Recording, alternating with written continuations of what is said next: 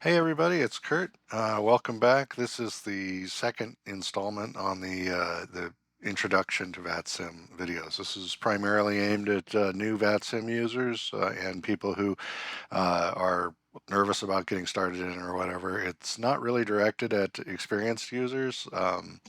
So if you're one of those, I don't know how much value it's going to have for you, but feel free to hang around, of course, and maybe there will be something you didn't know or didn't think of. We'll see.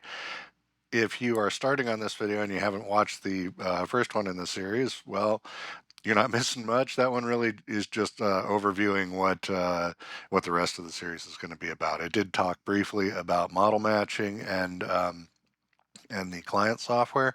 So if you're completely unfamiliar with that stuff, it could be worth the watch. And talks a little bit about what you can expect from the network in general. The purpose of this video is to show you the basic calls in a VFR conversation. In particular, the first call up, which I think most people are not familiar with unless they've done this stuff before.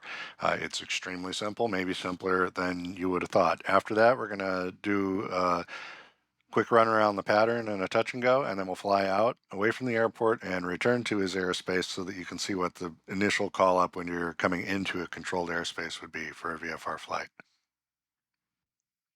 And the other thing that I wanted to mention before we get into this is that the controller was giving me my instructions very, very early. And that is not what you should expect. I think it was primarily just a really quiet day, and he was just giving me the clearances so that they were done.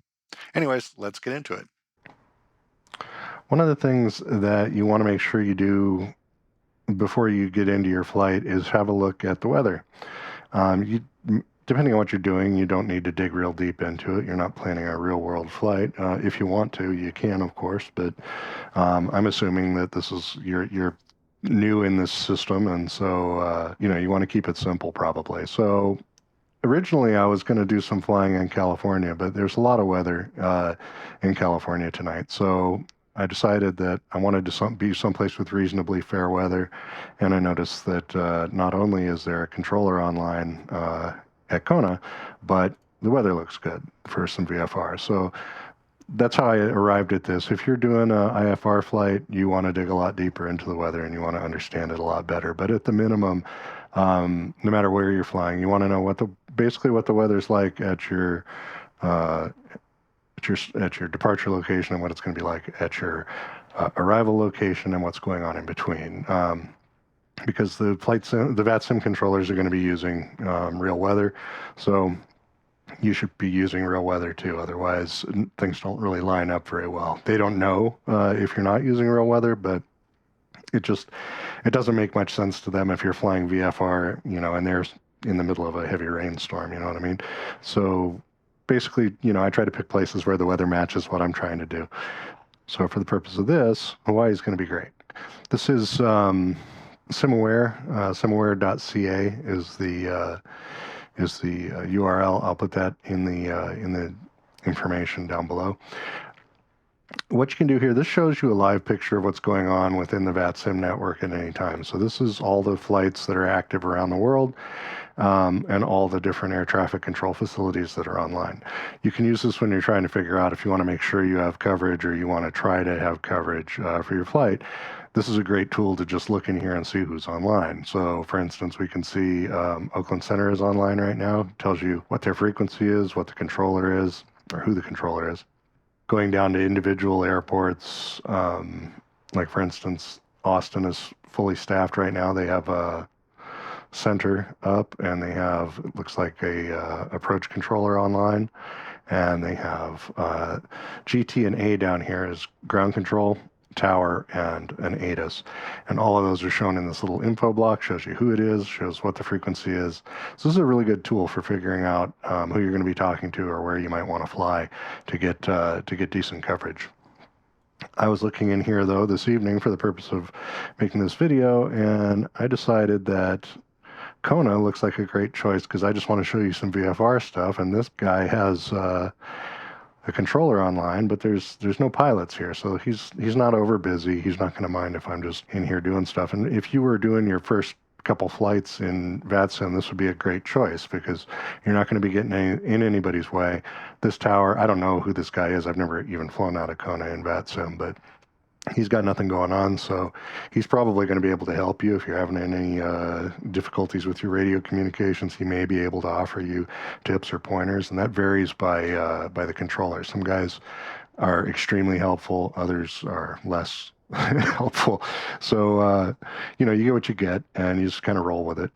So once you've picked the location where you're going to fly and you have some idea what you're going to do, you want to put together, you don't have to do this if you're VFR.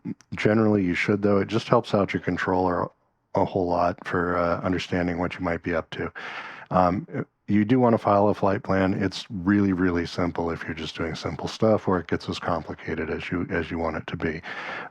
For the purpose of what I'm going to do today, though, we're just going to be doing some IFR. So first thing you have to do is you need to be in your simulator, in your airplane at the airport, which I am right now. Then you're going to click connect here. You want to put in the type of airplane you're flying, because this is going to go to the controller. And that's about all you need to do here. Click connect, and now you're on the network. And you'll see the towers and ATIS populating on the side there as you go. So to file the flight plan, you click flight plan, obviously. You tell it what you're going to do. We're going to do a VFR flight. We're going to be at KOA, yeah, at PKOA to PKOA. No alternates. Departure time for what we're doing isn't really critical, but we can see up here it says 0239 is the current Zulu. So we'll say 0245 probably will be in the air. There is no real time en route. We're not going anywhere, so I'll leave that an hour. And our cruise altitude, we'll just put in, I don't know, an appropriate VFR cruising altitude. I might actually fly up to Maui after we get done here, so we'll call it, that's ever so slightly west, so we'll say 4,500. Route. So I'm just going to be doing pattern work mostly, or goofing around. So what you do then is just local is enough to let them know what you're doing. And I'm just going to say pattern. So that way they just know that I'm probably just going to be flying in the pattern. Local means you're not really going anywhere. In real world, if you were doing a flight lesson or something, you might fly out to a practice area, but you're going to return to the local airport. So you just put local. Suffix equipment. Most of the small planes in flight sim are going to be a G, which is just transponder plus GPS. You can get the list of all these from various sources online if you just do a search for aircraft equipment suffix. And you'll need to have this, especially if you start planning, actually going somewhere, like you're putting in a real mission to someplace. So anyways, once you've done this and you've got it all set up, you can put any remarks in here, like, if you're not going to be a voice, which I don't know why somebody would use Vatsim if they're not going to use voice unless they literally can't. If you're able and you want to get into it, you really should be on voice. That's the whole point of it. You could put in here that, new pilot or whatever, if you wanted to kind of clue them in that you may need some assistance or whatever. It doesn't mean you're going to get it, but it helps them to understand why maybe your calls aren't correct or whatever. So once you've done that, you can file your flight plan, and it's done. All right, so I filed my flight plan incorrectly. I put KOA, and that's the incorrect code for this airport. It's actually HKO. So I'm going to do PHKO. And then you can just click file again, and that just overwrites the original. The other thing you do want to check, or you can check, is to make sure that when you click your push to talk button, you get the appropriate light up here on your transmit. So just real quick, boop, and we'll see. That actually, it's the plane's. You have to. The software actually is looking at the power being on in your plane before you do that. So let's Go back. You do this on you can do this on a frequency that's not active at the location you're flying at. But so anyways, so you see how now this is lighting up blue. That shows that it's active. And if I push my push to talk, I should see that TX light up, and it does. When they're talking, you'll see RX light up if you're looking at it. Another tool I use that's important, you can either use Navigraph charts, which is a pay service, or you can use skyvector.com to get charts that will be reasonably accurate. And the reason if you're doing IFR, of course, it becomes quite important that you have those. But if you're just flying VFR, the reason you want this is to get the airport charts. Again, these are you can get them on SkyVector as well. You don't need to use a pay service for them. But I want the taxi chart because I don't know the names of the locations here. So it turns out the ramp I'm at is just called the General Aviation ramp. So when I call in, if he asks, I can tell him I'm at General Aviation. We'll see if he does or not. And lastly, going back to Vpilot, when we pull up the ATIS here,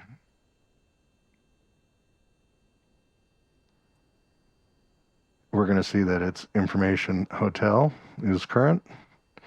It's going to have 299.0 is our current altimeter, and all your other weather information that you might need to know here. It's just a basic METAR. Difference is it's provided by the Vatsim controller, so it's what he's using, and it might vary from what your simulator thinks. So don't use your barometer sync button, the B on Microsoft Flight Simulator, because it could set you to a setting that's not going to be accurate for where you're flying. So we're going to be 299.0, yeah. So I'm going to dial in my barometer to, that looks like 291, 299.0. And you can cross-check your airport altitude with the altimeter as well. So with all that having been done, we can go ahead and get on the horn with this guy and get a flight started.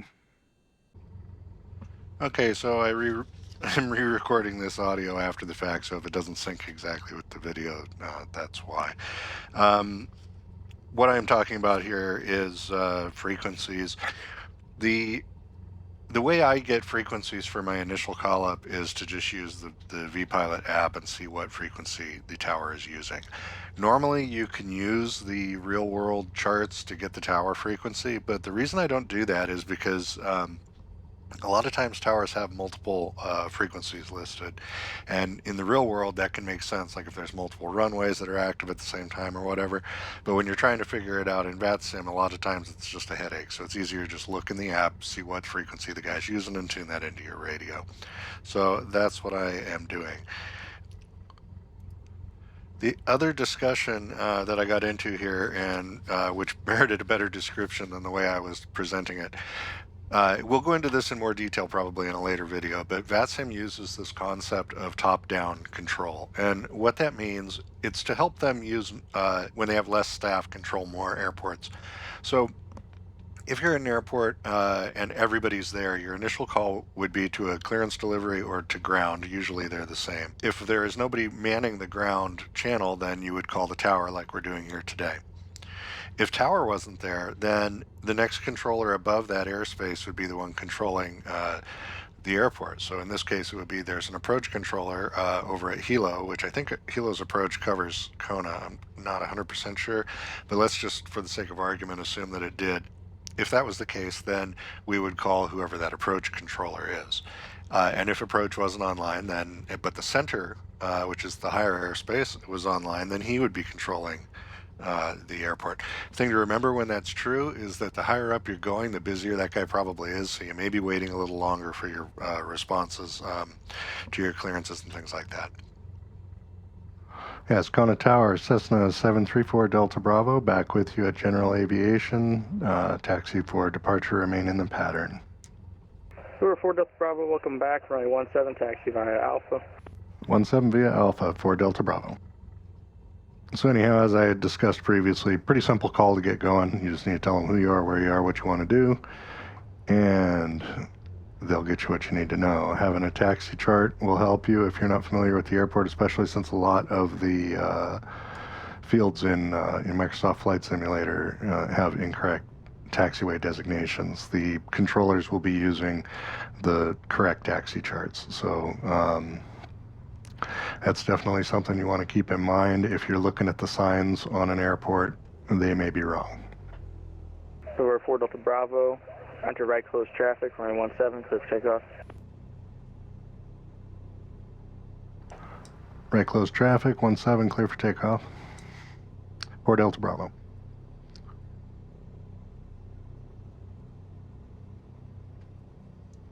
Okay, and so if you don't know what that call really meant, he's just telling us we're take off, stay in the pattern. We're going to be making right turns. Pattern altitude is going to be about 1,000 feet above the field, so since we're at sea level here, it's going to be about 1,000 feet. Normally, you wouldn't get a takeoff clearance that far in advance. So you would stop at the hold short line up here, which is the double solid double dash line at the end of the at the edge of the runway. Then you would call and tell him ready for takeoff. However, he cleared us from where we were, so we're just going to roll right on out there and get it going. Considering 4 Delta Bravo, cancel takeoff, clearance, hold short line 17. All right, well, that's different then. Cancel takeoff clearance, 4 Delta Bravo. And reason for cancellation is Dordo aircraft on the final here. I don't know what he's doing yet. 4 Delta Bravo, no problem.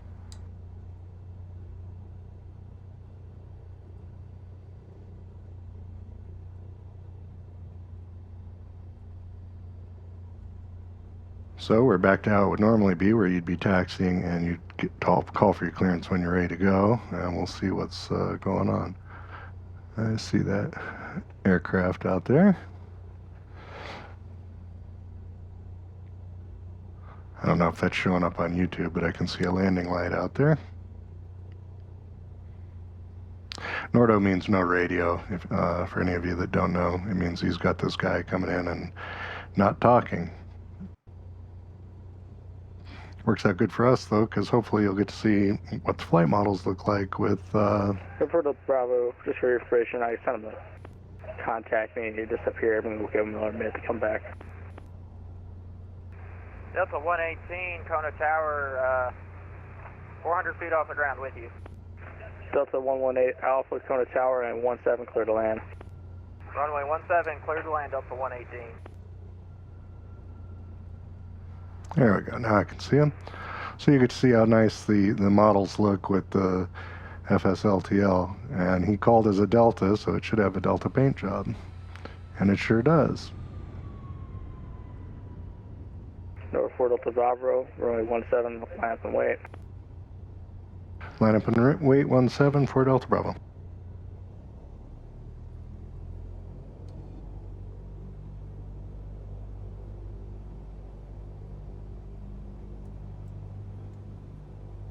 Hey, coming onto the runway, my strobes and landing lights on.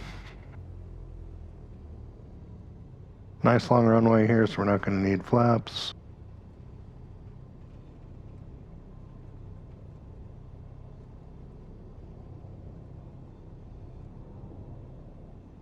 Delta 113, Kona Tower, vacating on to Charlie. Delta 118 Alpha, taxi to parking by Alpha. Correction, Alpha taxi to parking by Alpha, Delta 118.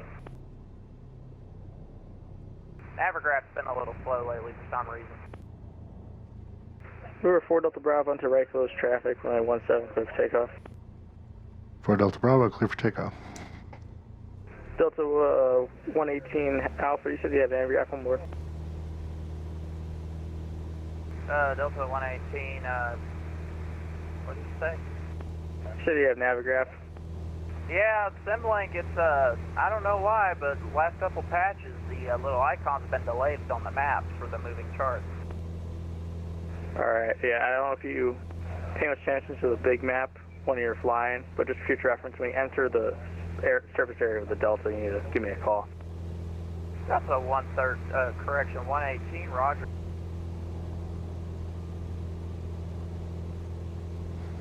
So typical practice would be to at least go beyond the end of the runway. So it's a long runway, we'll probably be at pattern altitude before we even get to the end of it.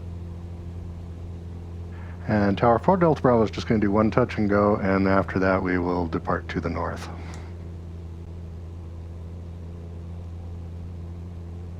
For 4 Delta Bravo, runway 17, clear for the option. Clear for the option, 4 Delta Bravo. And we're about to beam the numbers here now, so we'll start getting set up.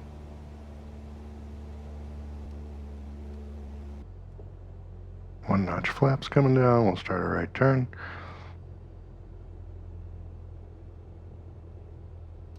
Second notch on the base, and that's all I'm going to use.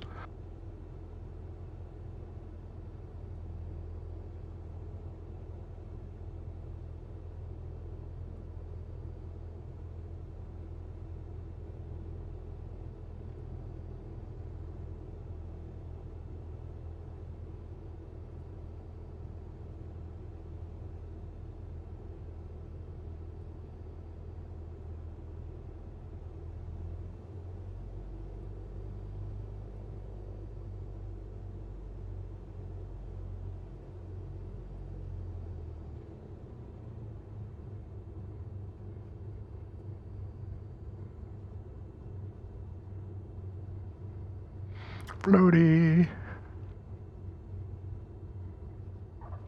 There we go. Flaps up.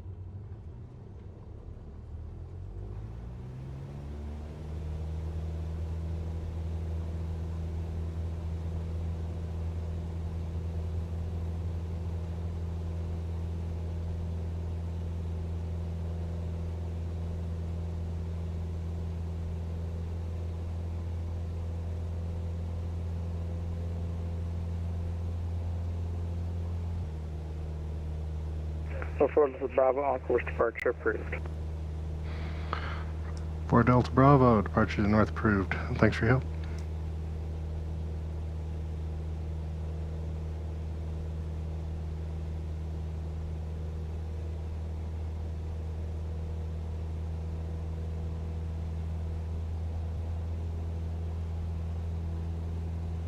And that's basically all there is to VFR conversation on the radio. They don't really have to talk to you a lot because you're not really part of the full system unless you take flight following, which you could. In flight following, basically, they're just going to be giving you, spend a lot more time giving you vectors and getting you where you want to go, and you'll need to talk a lot more. But for just general flying around, you know, that's not really necessary. So to get your feet wet and without having to go, you know, full deep into it, you can do what I just did, which is basically just, if you're VFR, you would just do a, on your initial call when you're on the ground, you'd call up the tower, say, again, who you are, where you are, and what you're going to do. But that what you're going to do part becomes departure to the north, departure to the east, whatever. And generally, at a quieter airport like this, they're just going to approve that. There are some different procedures that'll go into place in different types of airspace. Another little thing worthy of talking about for people who haven't really messed with the audio panels and stuff in the different flight sim airplanes, but you can actually monitor multiple frequencies and do all the things that you would do in the real plane. So, for instance, right now we're still kind of close to Kona, but I have the so I have the 120.3 as my primary on COM 1. That's Kona Tower. And on COM 2 down here, I have one, well, I meant to put 122.8, but I goofed, so let's correct that.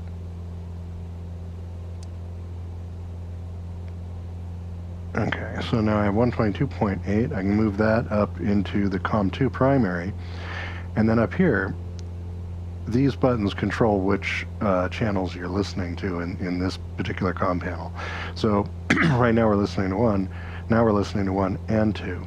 Over here, this controls which channel you're actually talking on. So if I bring in my Vpilot screen, what you'll see here, watching up here, so you see we have COM 1 and COM 2, we can receive and we can receive on both. If I turn off COM 2 down here, and I bring Vpilot back up, you see now it's only receiving on the top one and the bottom one goes back to white. If I click it again, and then I bring that back up, it turns blue, which means it's active, and we have receive on both. Then if I switch this switch to COM2, then on Vpilot, you see the transmission has gone to COM2. So this is how you can take advantage of using COM1 and COM2 on light planes. Bigger planes have similar systems, sometimes have more than two COM radios, so you can do it however you want. Typically, I try to just use COM1 for the most part, but sometimes if you have multiple frequencies you're going to be going through in a hurry, it can make sense to just have COM1, COM2. For instance, often they'll give you you'll have a tower frequency for departure, or a tower frequency rather, when you initially take off, but when you get your initial clearance, they're going to tell you your departure frequency, which will typically be the departure controller, right? So immediately after takeoff, typically within 1,000 feet or so, they'll tell you frequency change, Tower Baron, Forester Golf is vacated, 17 on hotel, we're going to be taxiing to the tie down. And you would... Or 40 Golf, taxi parking by Alpha. Taxi to parking on Alpha for 40 Golf. So instead of having to like plug that in and live while you're trying to fly, you'd have it preset on COM2, and you just switch over to COM2 and start talking. Much simpler. Similar thing is with the standby frequencies. In effect, you have 4. So like what I often do is have COM1, COM2, or rather standby and active. So the active one is the highlighted one's the one you can edit. It's the standby, and this is your primaries. So after takeoff, you could also put your departure frequency into standby and click this, and it swaps the two back and forth. So same basic effect.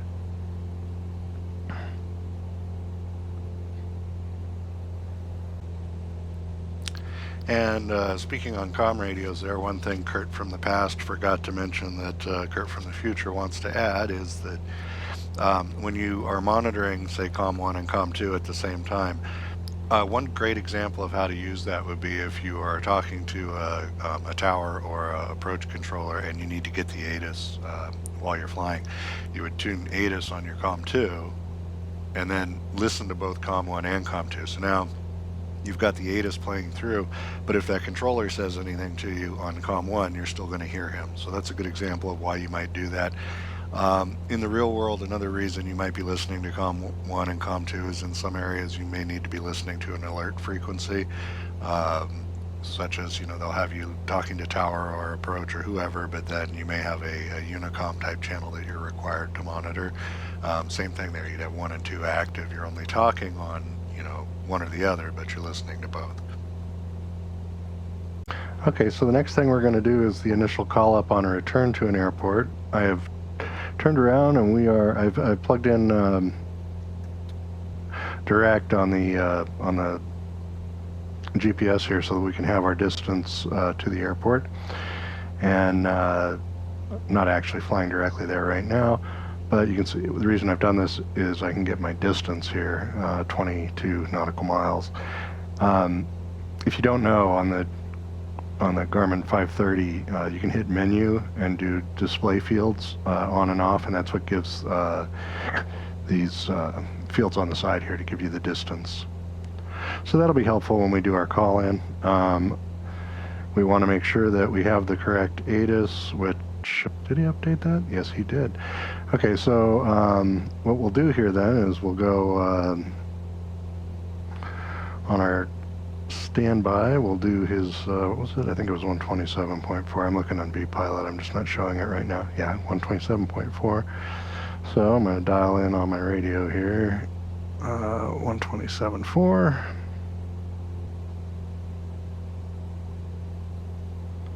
And we'll swap it. And we should hear his ATIS. Taxiway Golf closed to aircraft with wingspan more than 78 feet. Taxiway of Hotel closed aircraft with wingspan more than 78 feet. By contact information India. Kona 8 permission India 02532008 visibility 10 Gary College 55 temperature 27 2.1 hours 29 hours. Pilot Lakers approach 117 landing department 17 emission taxiway Golf closed to aircraft. All right, so he was a little bit fast on that.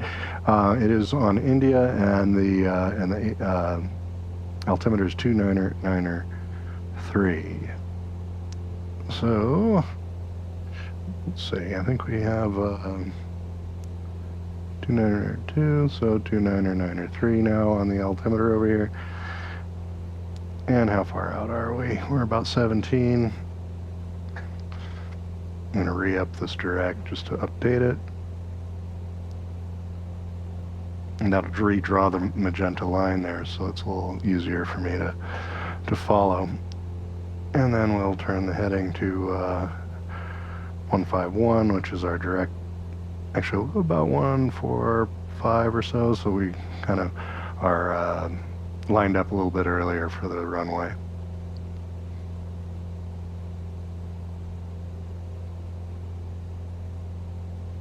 And we'll get on the phone with him. It's going to be the same thing, who we are, where we are, what we want to do. Make sure I'm on the right frequency. 120.3 is him, so yeah, that's right. Going to tower, Cessna 734 Delta Bravo is about 15 miles north. Inbound landing with India. Over 734 Delta Bravo, Cone Tower, continue. Continue for Delta Bravo. Okay, so we gave him our basic update where we are, and he is aware that we're coming back now. We're VFR, so we can change altitude as we please. We don't have to get any permission from him, anything like that. So we know that we're going to want to arrive there at about 1,000 feet. Well, we want to arrive a couple miles before at about 1,000 feet. So figure we got 4 minutes to lose 3,000 feet, so we want to get our descent going.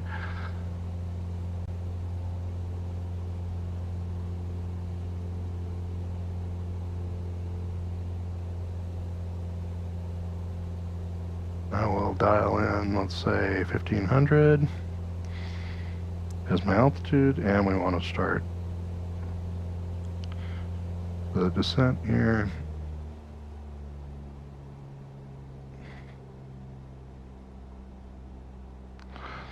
Don't want to get going too fast, so pull the throttle out a little bit.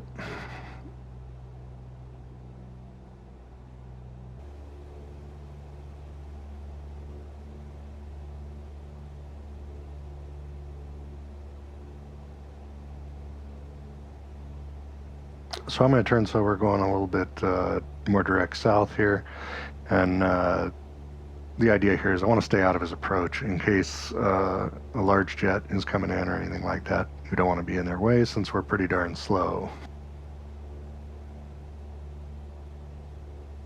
And now we'll start banking it back in a little bit.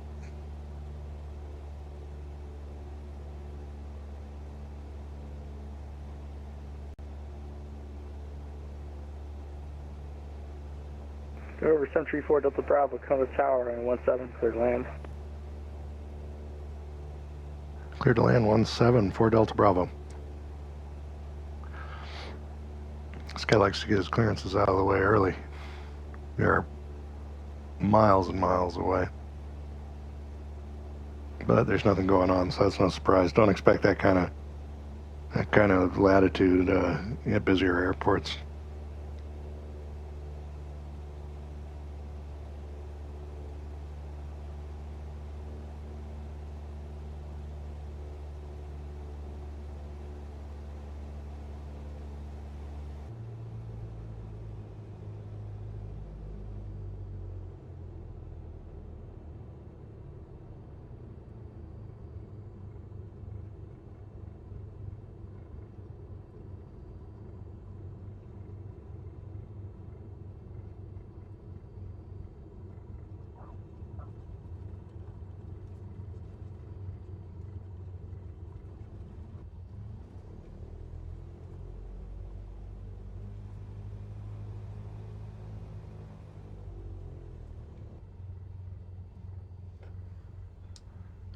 Tower for Delta Bravo is clear the active at Gulf.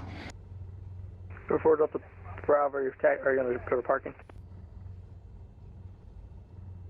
Roger. Taxi back to General Aviation. Simaware 4 Delta Bravo, taxi to parking by Alpha. General Aviation by Alpha, 4 Delta Bravo. Well, wraps it up for today. I hope that we've covered all the things I intended to, which are basically just that you now understand what calls need to happen to get your flight started, or to get you into an airport if you're coming from somewhere else, and you're only VFR and there's tower control going on. Hopefully, you've also seen that it can be a very chill experience. Really, it doesn't need to be tense, and that's about it. I will cut this one at this point because it has gone very long. If you've stuck with for all of this, thank you very much. And there will be the next one up will be an IFR flight, and that'll go San Diego to Van Nuys in California. I've already recorded all the video. I just need to edit it up. Give me probably a week after this one. We'll see. If you have any questions, please put them in the comments. I will try to get back to you on any of them. And if I don't know, I'll try to push you over to someplace that has the answers for you. But thanks again for watching, and have a great day.